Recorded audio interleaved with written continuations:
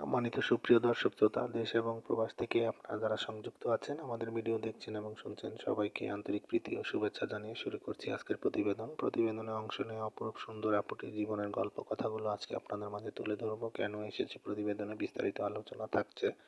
তো আপুটি দেখতে খুবই চমৎকার, ওনার উচ্চতাও ভালো আছে, 5 ফুট 3 ইঞ্চি, স্বাস্থ্য ভালো, গায়ের রং ফর্সা, পড়াশোনা নবম শ্রেণী পর্যন্ত পড়াশোনা করেছে। ওনার পরিবারে ওনার বাবা আছে, মা আছে আর ছোট বোন আছে, বোনটি পড়াশোনা করে। ওনার বর্তমান বয়স 20। আসলে পারিবারিকভাবে ওনার বাবা অতটা সচ্ছল নয়, আর্থিকভাবে অসচ্ছলতার কারণে উনি ভালো জায়গায় বিয়ে শাদী বসতে পারছে না বা মনের মানুষ পাচ্ছে না। তো বর্তমানে উনি একটি হসপিটাল ক্লিনিকে চাকরি করে, ওইখান থেকে যতটুকু স্যালারি পায় পরিবারকে সাপোর্ট করে এবং নিজের খরচটা চালায়। এইদিকে আপনার হচ্ছে বিয়ের বয়স পার হয়ে যাচ্ছে, কিন্তু আপনার ভালো দায়িত্ববান কোনো লোকের খোঁজ তিনি পাচ্ছে না, আর পেলেও আপনার দু একজন যাও আসে, সেটা আপনার যৌতুকের দাবিদাবা বা ঝাই ঝামেলার কারণে ভেঙে যাচ্ছে।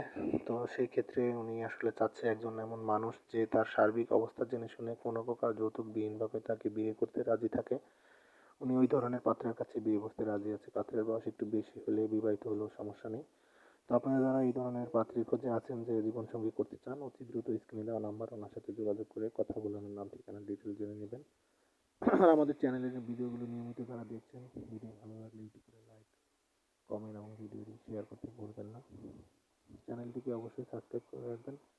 পাশে ছিলেন, পাশে থাকবেন, সেই প্রত্যাশা নিয়ে আজকের মতো এখানেই বিদায় নিচ্ছি। সবাই ভালো থাকুন, সুস্থ থাকুন, স্বপ্নভূমি চ্যানেলের সাথে থাকুন। আসসালামু আলাইকুম।